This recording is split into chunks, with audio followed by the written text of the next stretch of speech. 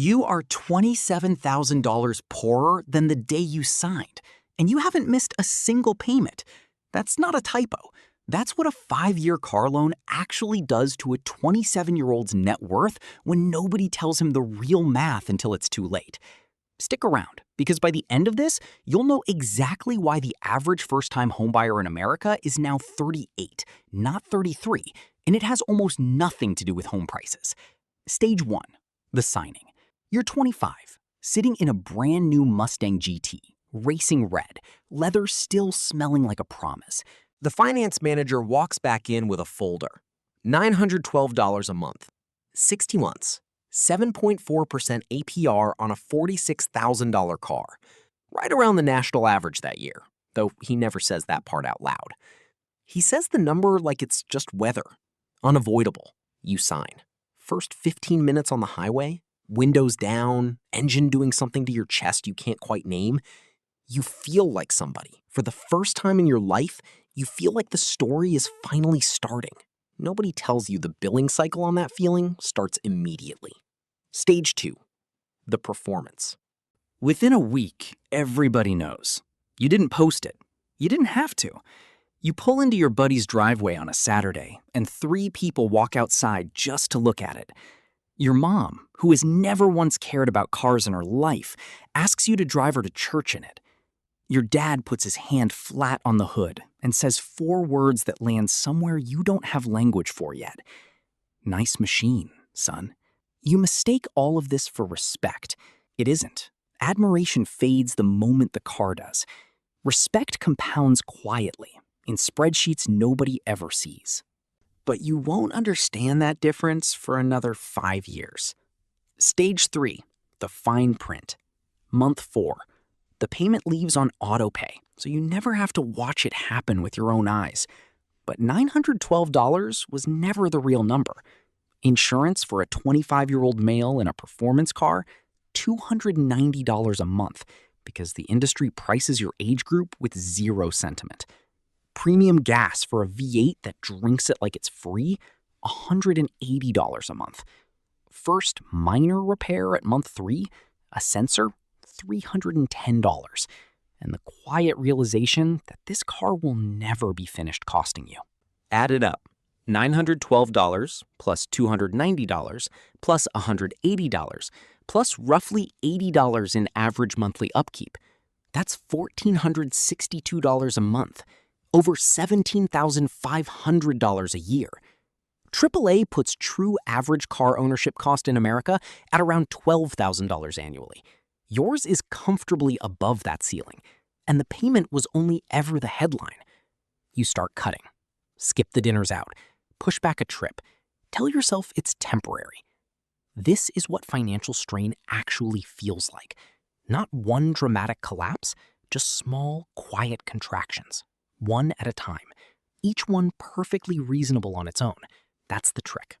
Fine is exactly how water gets warm right before it boils. Stage 4, the math you weren't tracking. You're 27 now. Your coworker Priya just put a down payment on a house. Priya drives a 7-year-old Corolla with a cracked visor. Priya makes within $8,000 of what you make. Same company, same 3 years. You do the math alone one night on your phone. Priya's been putting $1,100 a month into an index fund the entire time. No admiring glances at that, no driveway moments, just a number growing quietly, indifferent to whether anyone noticed it. Meanwhile, your $46,000 car already lost about 20% of its value in year 1 alone. Over $9,000 gone while it sat in parking lots looking good. Cars lose up to 60% of value over 5 years per Edmunds. That car will settle around $18,000. Here's the number that actually breaks something open in you. That same $17,500 a year invested instead in an S&P 500 index fund averaging 10% annually gets you to roughly $71,000 by age 30. $71,000 isn't a fantasy number. It's a down payment. It's an entirely different conversation. It's the version of you with options instead of obligations. You close the calculator. You don't sell the car. Not yet. Because naming the cost means naming what you've actually been doing for 2 years, and you're not ready for that conversation with yourself. Stage 5, the parking garage. Month 31, Tuesday, 11:52 p.m. You're sitting in the car, in the garage, engine off, and you don't go upstairs. You got passed over for a promotion today. Nothing dramatic, just quietly, efficiently redirected. That's not why you're sitting here, though. You're here because tonight you finally opened every account at once and looked without flinching. In 31 months, you've paid $28,900 toward this car. It's currently worth about $26,800 on the open market. You still owe $26,200 on the loan. Your net position on the thing you bought to feel like somebody? Negative $28,000.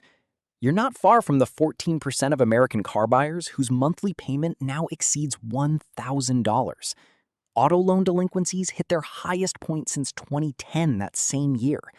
You are one transmission failure, one bad month, away from becoming a line in a Fed report nobody reads. And then the number that really guts you.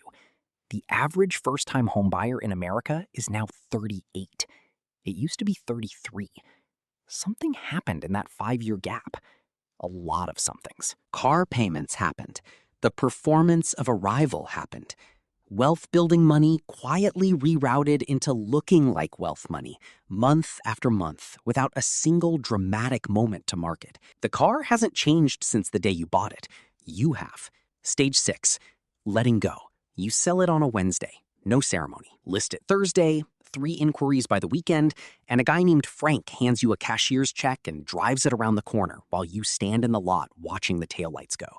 You feel grief that surprises you, not for the car, for the version of yourself who bought it. The 25-year-old with the windows down, who finally felt like the story was starting. Final accounting. After 31 months of payments, insurance, fuel, and repairs, you walk away with $3,800.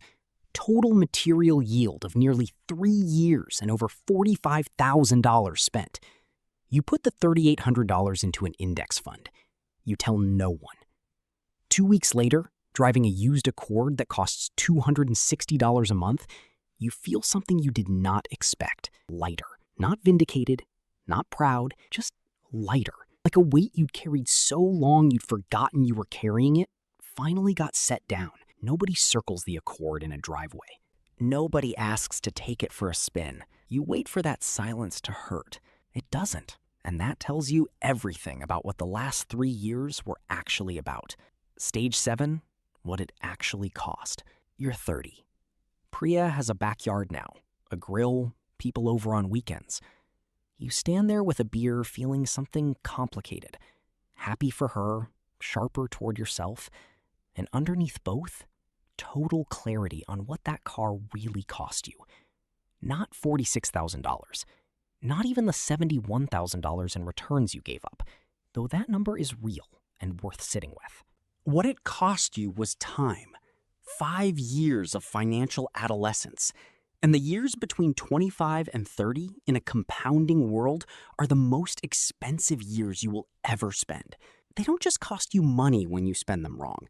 They cost you the money that money was supposed to make. Here's what nobody tells you about ego-driven money decisions. They never feel like ego in the moment. They feel like reward. Like, I came from nothing and I finally get to have something beautiful. That hunger to be seen isn't a character flaw. It's one of the most human things there is. The car just never actually delivered what you were chasing. It delivered the performance of it, a rented appearance of having arrived, while the real arrival, the equity, the balance, the freedom to say no to things that don't serve you, kept receding into a future that never quite showed up. There's a difference between buying something that reflects who you are and buying something to announce who you want people to think you are. One's an expression. The other's a performance. One costs money. The other costs years. You don't want to shame the 25-year-old in that driver's seat. He wanted exactly what every 25-year-old wants. Legitimacy, proof, the right to take up space.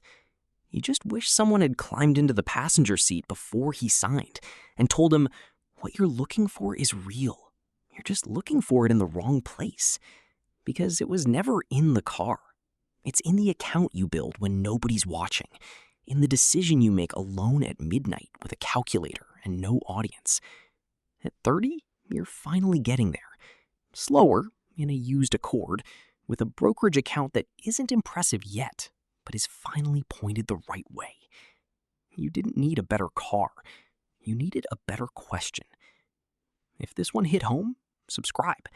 The next one might save you a decision you haven't made yet.